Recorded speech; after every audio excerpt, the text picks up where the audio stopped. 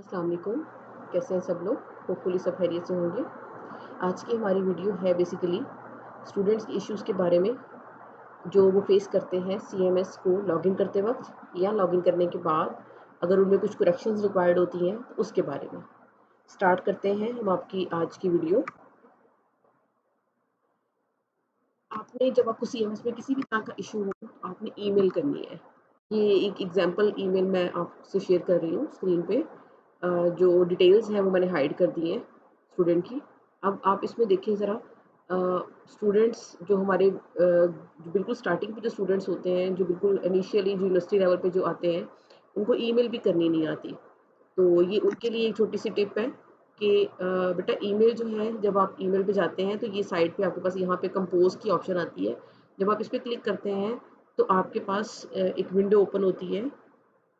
वो विंडो अब ये यहाँ पे अगर आप एरर देखें, इसमें ये ऊपर ही सारी डिटेल लिखी है लेकिन इस डिटेल से कुछ भी पता नहीं चल रहा, जो कि हमें इन्फॉर्मेशन रिक्वायर्ड होती है किसी भी तरह की करेक्शन करने के लिए, वो इन्फॉर्मेशन यहाँ नहीं गिवन, ठीक है? और जो बॉडी है ईमेल की उस पे कुछ भी नहीं लिखा हुआ, ये सब्जेक्ट जहाँ पे लिखते हैं, वहाँ पे ही सारी डिटेल स्टूडेंट ने लिख दी हैं। आप लोगों के पास जब ईमेल ओपन होती है तो आपके पास कुछ इस तरह की इंटरफ़ेस आती है।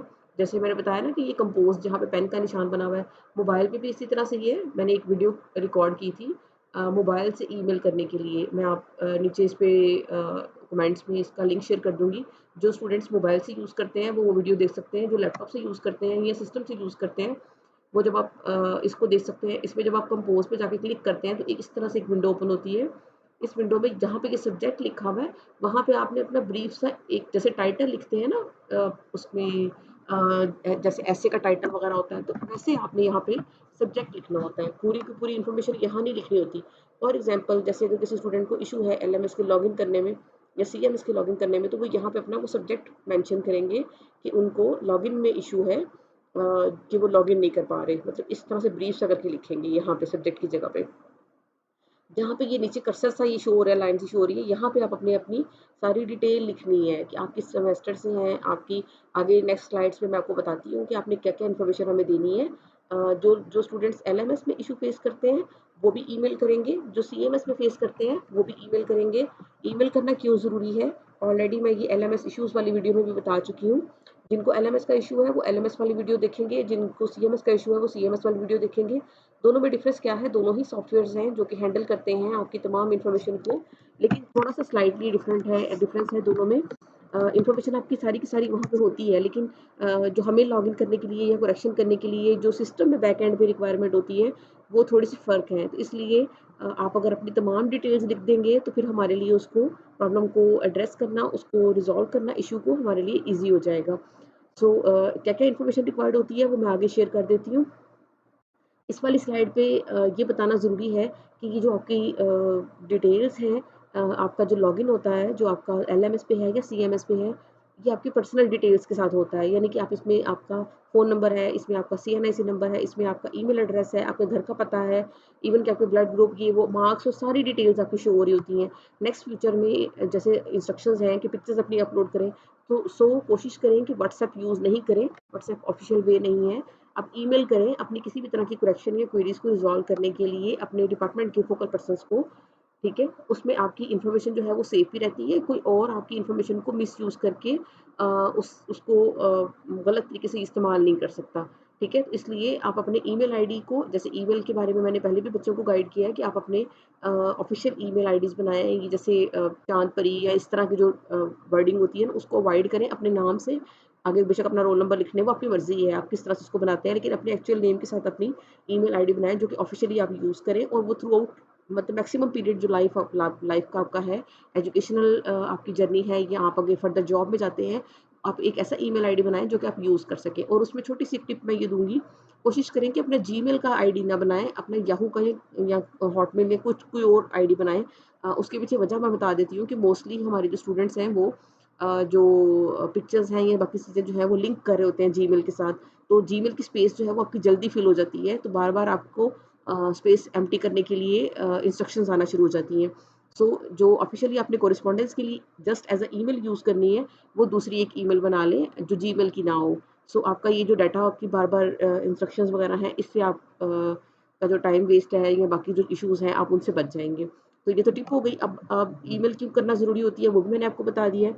अब ईमेल करनी कैसे है इसको प्लीज़ थोड़ा-सा गौर कर लीजिएगा कि जहाँ पे ऊपर सबसे टॉप वाली जो लाइन है यहाँ पे आपने अब जिनको ईमेल सेंड करनी है उनका ईमेल एड्रेस लिखना है।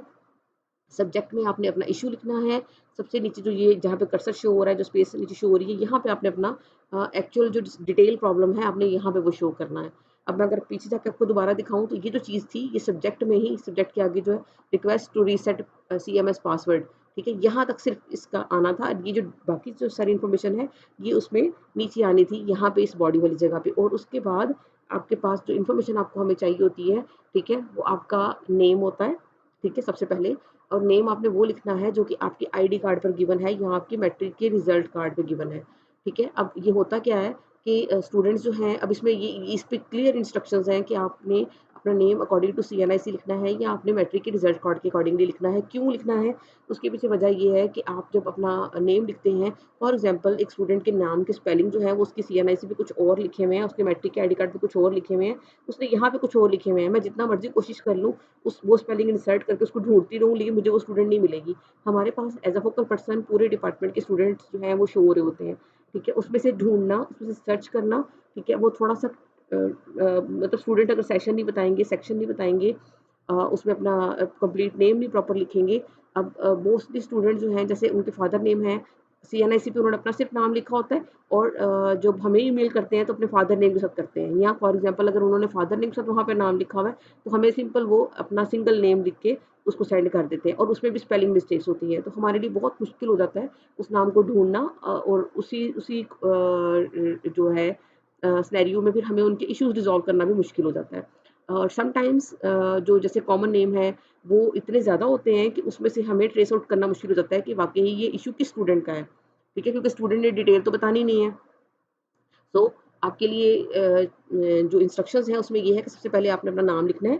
नाम आपका सीएनआईसी के अकॉर्डिंग होना चाहिए। अच्छा इसमें एक और भी चीज़ है जो कि आप आपके सीएमएस पे एलएमएस पे आपका नाम आएगा, उसी के अकॉर्डिंगली एंड पे आपकी डिग्री और ट्रांसक्रिप्ट वगैरह प्रिंट होंगे, ठीक है? तो अगर आपका सीएनआईसी पे नाम कुछ और है, आपकी डिग्री वगैरह पे नाम कुछ और है, ठीक है? तो फिर आपके लिए इश्यू क्रिएट होगा इस चीज़ का कि आपने अपने नाम जो है वो टैली मतलब उसको कंप्लीट उस पे सेम उस पैटर्न पे होना चाहिए कि जो सीएनआईसी पे आपका नाम है, मैट्रिक के रिजल्ट कार्ड पे भी इंटर पे भी, आगे बीएस पे, एमएस, पीएचडी जो भी कुछ आप कर रहे हैं, एडीपी कर रहे हैं, कुछ भी कर रहे हैं, आपके जो डॉक्यूमेंट्स हैं, उन पे आपका सेम नेम होना चाहिए, ठीक है? बाद में अगर आप बाहर के लिए अप्लाई करते हैं, फॉरेन यूनिवर्सिटीज़ के लिए अप्लाई करते हैं, स्कॉलरशिप्स के लिए अप्लाई करते हैं, वहाँ भी ये इश्यू आता है। उसके बाद जब आप आगे फर्दर रिसर्च में, पब्लिकेशंस में और आगे फर्दर जॉब में जाते हैं, तो भी ये इश्यू आता है। तो प्लीज़ अभी आप स्टूडेंट लाइफ में हैं, इसी इसी लेवल पर अपने इस चीज़ को मेक श्योर कर लें कि जो नाम आपका है वो आपके तमाम डॉक्यूमेंट्स पर क्या सेम है, स्पेलिंग सबके सेम है, जो नाम आप लिख रहे हो आइदर वो फादर नेम के साथ लिख रहे हो या फादर नेम के बगैर लिख रहे हो, तो जो भी लिख रहे हो वो तमाम डॉक्यूमेंट पर सेम होना चाहिए, ठीक है? अब वीडियो थोड़ी-सी लंबी इसलिए हो रही है क्योंकि इसके साथ ना बहुत सी चीज़ें अटैच हो रही हैं, तो कोशिश कीजिएगा इन तमाम को सुन लीजिएगा एक दफ़ा कम से कम। सेकंड चीज़ जो हमें चाहिए होती है वो रोल नंबर चाहिए होता है। रोल नंबर हमें कंप्लीट चाहिए होता है। कंप्लीट रोल नंबर जो कि आपको दिया जाता है जैसे बीएस डैश पीएचवाईएस जैसे मैं फॉर एग्ज़ाम्पल फिज़िक्स की बात करती हूँ या मैं बॉटनी की डिफरेंट डिपार्टमेंट्स के नाम है आगे, आगे उसके बाद आर या एफ जो भी स्प्रिंग या फॉल या जो भी आपका वो है स्प्रिंग एस या एफ लिखा होगा। S for spring and F for fall. आगे ईयर लिखा होगा जिसमें आपका एडमिशन हुआ है। उसके बाद आगे फर्दर आपका आर या एस लिखा होगा, R for regular and S for SSDP या आफ्टरनून प्रोग्राम और आगे आपका रोल नंबर होगा, ठीक है? तो आपने पूरी अपनी डिटेल लिखनी होती है।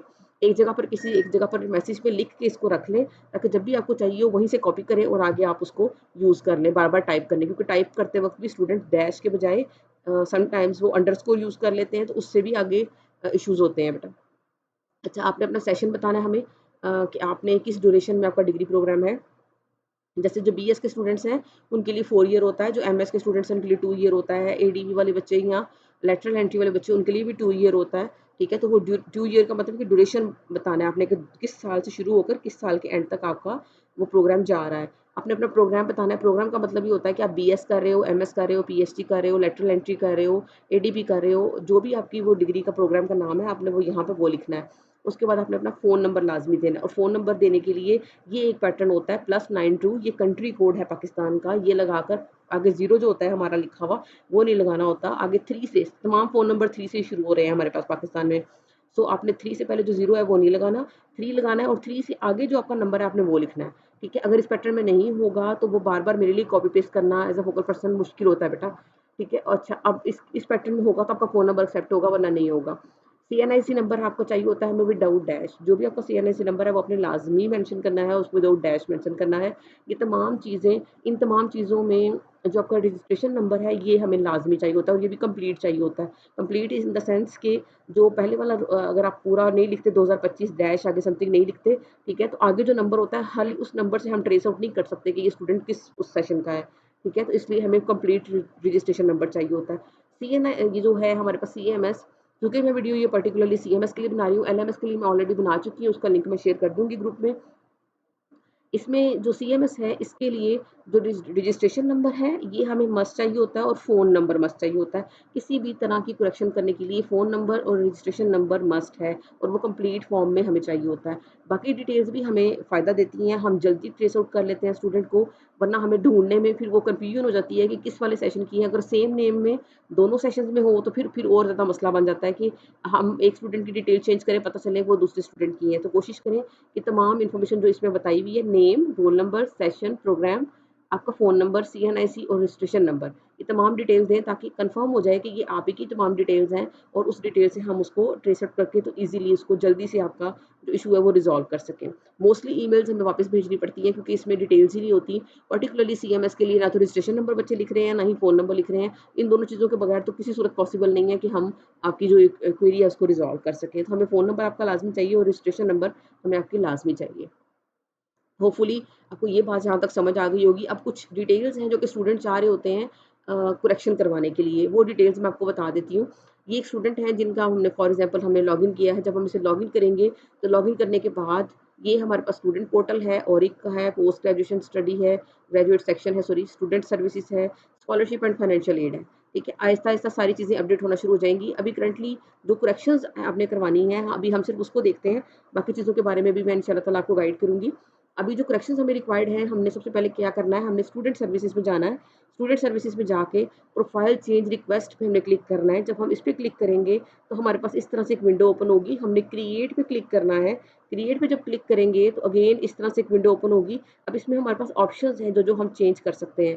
प्रोफाइल पिक्चर चेंज कर सकते हैं, सीएनआईसी नंबर चेंज कर सकते हैं, student name, father name, permanent address and present address. ये वो इन्फॉर्मेशन है जिसकी रिक्वेस्ट आप जनरेट कर सकते हैं, अगर आपने इसको चेंज करवाना है तो। ठीक है, अब वन बाय वन मैं आपको बताती हूँ कि कैसे-कैसे शो होगा आपके पास। अगर मुझे प्रोफ़ाइल पिक्चर चेंज करनी है तो मैं यहाँ पे प्रोफ़ाइल पिक्चर को सिलेक्ट करूँगी। नीचे जो ऑप्शन आ रही है अपलोड पिक्चर, यहाँ पे मैं पिक्चर अपनी अपलोड कर दूँगी। जो पहले वाली है वो ख़त्म हो जाएगी, जो नई वाली पिक्चर है वो यहाँ आ जाएगी। मैं इसको सबमिट कर दूँगी, सबमिट करके मैं इसको सेव कर दूँगी। जब मैं इसको सेव करूँगी तो ये ऑप्शन आपकी चली जाएगी नेक्स्ट, जैसे ये ड्राफ्ट में है ना, तो यहाँ पे मैं सेव कर दूँगी सबमिट करके, तो यहाँ पे ये रिक्वेस्टेड में आ जाएगी। ठीक है, अब ये आपकी रिक्वेस्ट एक्सेप्ट होती है या नहीं होती, ये जो भी रिप्रेजेंटेटिव्स हैं वो उसको एक्सेप्ट करेंगे तो ये कंप्लीटेड में चली जाएगी, अगर वो उसको एक्सेप्ट नहीं करते तो ये रिजेक्ट में चली जाएगी। ठीक है, इस तरह से आपकी ये रिक्वेस्ट जो है वो अप्रूव या रिजेक्ट होगी। उसके बाद अगली ऑप्शन है आपके पास सीएनआईसी। मोस्टली स्टूडेंट कहते हैं हमारा सीएनआईसी नंबर जो है वो चेंज है। जैसे फॉर एग्जांपल नए स्टूडेंट जो है वो जब अप्लाई कर रहे होते हैं एडमिशन के लिए, उस टाइम वो शॉप से या किसी भी नेट कैफ़े से अप्लाई कर रहे होते हैं और जो रिप्रेजेंटेटिव आगे बैठे होते हैं वो अपने सीएनआईसी या किसी के भी सीएनआईसी अप्लाई कर देते हैं। एट द एंड स्टूडेंट के एडमिशन के बाद चूँकि उसकी पर्सनल प्रोफाइल बननी होती है, इसलिए यहाँ पर सीएनआईसी स्टूडेंट का होना चाहिए, किसी और का अगर है, और कुछ स्टूडेंट्स समटाइम्स अपने पेरेंट्स का सीएनआईसी दे देते हैं, तो उनके नाम से भी प्रोफ़ाइल नहीं बनेगी, यहाँ पे प्रोफ़ाइल आपके नाम से बनेगी, इसलिए सीएनआईसी चेंज करवाना बहुत ज़रूरी है। उसके लिए भी सेम स्टेप है, यहाँ पे आप सीएनआईसी सेलेक्ट करेंगे, जैसे ये ऑप्शंस आ रही थी ना आपके पास प्रोफ़ाइल पिक्चर की, सीएनआईसी की, यहाँ से वन बाय वन आप इसको सिलेक्ट करते जाएँगे। सीएनआईसी सिलेक्ट करेंगे, सीएनआईसी नंबर जो करेक्टेड वाला है वो यहाँ पे इंसर्ट करेंगे और सीएनआईसी की पिक्चर फ्रंट और बैक वाली यहाँ पर अपलोड कर देंगे स्कैन करके। उसके बाद और सीएनआईसी कैसे शेयर करते हैं, कैसे अपलोड करते हैं, सीएनआईसी की कॉपी कैसे शेयर करते हैं, इसके बारे में भी मैंने एक वीडियो बनाई हुई है। वो आपके लिए बहुत हेल्पफुल रहेगी, पर्टिकुलरली जब आपने अपने सीएनआईसी की कॉपी या कहीं पे भी सबमिट करवानी होती है, हार्ड में या सॉफ्ट में, ठीक है? तो वो आप ज़रूर देख लीजिएगा, मैं लिंक उसमें शेयर कर दूँगी। यहाँ पे अगर आप इसको सबमिट पे क्लिक करेंगे, अगेन सेव पे क्लिक करेंगे, तो आपकी ये रिक्वेस्ट जो है अगेन अथॉरिटीज़ तक जाएगी, वो इसको एक्सेप्ट करेंगे या रिजेक्ट करेंगे और उसके साथ आपका ये काम जो है वो कंप्लीट होगा। उसके बाद अगर आपने अपने स्टूडेंट नेम में करेक्शन करवानी है, जैसे मैंने पहले गाइड किया कि अगर आपका स्टूडेंट नेम सीएनआईसी के अकॉर्डिंग नहीं है, आपके मैट्रिक के रिजल्ट कार्ड के अकॉर्डिंगली नहीं है, तो अपने डॉक्यूमेंट्स पे इसको ठीक करवाएँ। अभी जो आपकी डिग्री है बीएस, एमएस या पीएचडी, उसके लिए अगर आपने करेक्शन करनी है तो यहाँ पे स्टूडेंट नेम पे क्लिक करेंगे। स्टूडेंट नेम जो आपका एक्यूरेट वाला है वो यहाँ पे इसको टाइप करेंगे, सबमिट करेंगे, सेव करेंगे। अगेन आपकी रिक्वेस्ट जनरेट होगी और वो अथॉरिटीज़ एक्सेप्ट या रिजेक्ट करेंगी ऑन द बेसिस ऑफ कि आपकी जो डिटेल है वो ठीक है या नहीं। अच्छा जी, उसके बाद है फादर्स नेम में भी करेक्शन सेम वैसे ही है, जो करेक्टेड वाला फादर नेम है स्टूडेंट का वही लिखेंगे, सबमिट करेंगे एंड सेव करेंगे उसको। उसके बाद आपने अपना परमानेंट एड्रेस चेंज करवाना है, उसमें जो एक्यूरेट वाला आपका एड्रेस है वो लिख देंगे और उस पे अपडेट पे क्लिक करेंगे, सबमिट करेंगे एंड सेव करेंगे। प्रेज़ेंट एड्रेस अगर किसी को चेंज करवाना है तो उसका भी सेम यही प्रोसेस है। तो ये जो तमाम इन्फॉर्मेशन है जिसमें आपका आती है प्रोफाइल पिक्चर आती है, सीएनआईसी आता है, स्टूडेंट नेम आता है, फादर नेम आता है, परमानेंट एड्रेस आता है और प्रेजेंट एड्रेस आता है। ये तमाम इन्फॉर्मेशन चेंज करवाने के लिए आपको ईमेल करने की ज़रूरत नहीं है। इस सूरत में आपने अपने सॉफ्टवेयर सीएमएस सॉफ्टवेयर जो है उससे रिक्वेस्ट जो है वो आगे फॉरवर्ड करनी है। प्लीज़ इनको तमाम डिटेल्स जो है आप इनको नोट डाउन कर लें कि कौन-कौन सी चीज़ें हैं जिसमें आप इसकी करेक्शन करवा सकते हैं। तो होपफुली ये इन्फॉर्मेशन आपके लिए सूटेबल रहेगी और आपको जो जो भी प्रॉब्लम्स हैं आप उनको रिज़ॉल्व करने के लिए आप ईमेल करेंगे। अगेन मैं ये बताती चलूँ, name, roll number, session, program, phone number, particularly phone number, registration number और आपका एक्यूरेट नाम, ये 3 चीज़ें तो हमें मस्ट हैं जो चाहिए हैं। अगर बाकी चीज़ें आप लिख देंगे तो वो आसानी होगी और दूसरों के लिए अगर आसानी आप करते हैं, तो अल्लाह ताला आपके लिए भी आसानी करता है। जितनी इन्फॉर्मेशन आपने दी हुई होगी, उसको देखकर हमें बहुत कम टाइम लगता है और फिर इंसान जल्दी-जल्दी उस काम को कर देता है। ठीक है? अगर डिटेल्स नहीं मैच करती, अगर 10 स्टूडेंट्स निकलती हैं, तो उन 10 स्टूडेंट में से ढूँढना, जब खुदा ना खास्ता अगर किसी एक स्टूडेंट का डाटा है और उसने इन्फॉर्मेशन कंप्लीट नहीं दी हुई, हम अपने आइडिया से उसको कर देते हैं और वो किसी और स्टूडेंट का डाटा होता है, तो फिर वो काम डबल ट्रिपल हो जाता है बेटा करना उसको ना। तो कोशिश करें कि दूसरों के लिए आसानियाँ पैदा करें ताकि आपके लिए आसानी हो। सो ये इन्फॉर्मेशन आपने लाज़मी देनी है ईमेल पे और ईमेल करने का तरीका प्लीज़ ज़रूर सीख लें। सब्जेक्ट में ब्रीफ चीज़ लिखनी होती है, ब्रीफ टाइटल लिखना होता है बेसिकली ईमेल का बेसिक मकसद कि जैसे देखते ही हमें समझ आ जाए कि इश्यू कहाँ पे है, ठीक है? और नीचे जो है आपने अपनी पूरी डिटेल जो है वो मेंशन करनी होती है और ईमेल अगर आपने एक दफ़ा कर दी है तो काइंडली 1 दिन कम से कम ऑफ़िशियली दें ताकि अगर आपने रात को 8 बजे ईमेल की है तो रात को 8 या 9 बजे तो आपको रिप्लाई नहीं आएगा ना, ठीक है? नेक्स्ट वर्किंग डे में इंशाअल्लाह ताला पूरी कोशिश होती है कि आपको जल्दी जो है वो उसका रिप्लाई कर दिया जाए। तो प्लीज़ इन इंस्ट्रक्शंस को फ़ॉलो करें ताकि आपके इश्यूज़, आपकी क्वेरीज़ जो हैं वो टाइमली रिज़ॉल्व की जा सकें और आपको मज़ीद इश्यू जो है वो फ़ेस ना करना पड़े। होपफुली ये वीडियो आपके लिए हेल्पफुल होगी। अपना बहुत सा